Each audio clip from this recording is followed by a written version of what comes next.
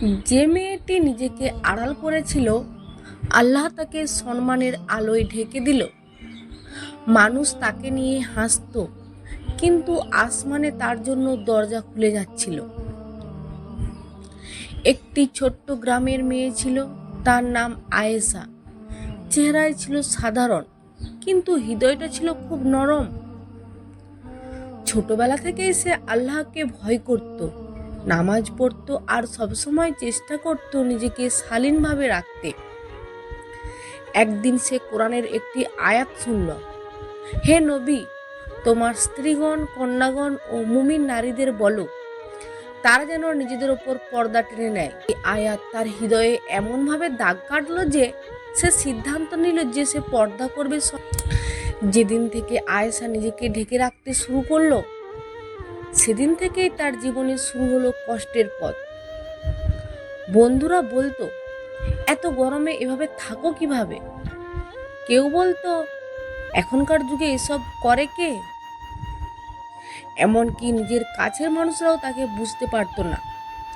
তার মনে অনেক কষ্ট হতো, মাঝে মাঝে চোখের পানি থামাতে পারতো না। এক রাতে সে খুব কাঁদছিল। সে সিজদায় গিয়ে বলল, হে আল্লাহ, আমি শুধু তোমার জন্যই এটা করছি, তুমি আমার কষ্ট দেখো।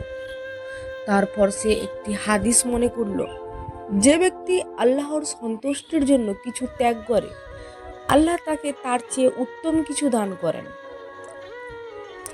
এই কথা তার হৃদয়কে শক্ত করল। কয়েক মাস পরে আশ্চর্যজনকভাবে পরিস্থিতি বদলাতে শুরু করলো। যারা আগে তাকে নিয়ে হাসতো, তারাই একদিন বলল, তোমাকে অনেক সম্মানজনক লাগে। একজন ছোট্ট মেয়ে এসে বলল, আপুকে দেখে আমরাও পর্দা করতে ইচ্ছে করে। আয়েশার চোখে পানি চলে এলো। এবার আর কষ্ট না, আনন্দের।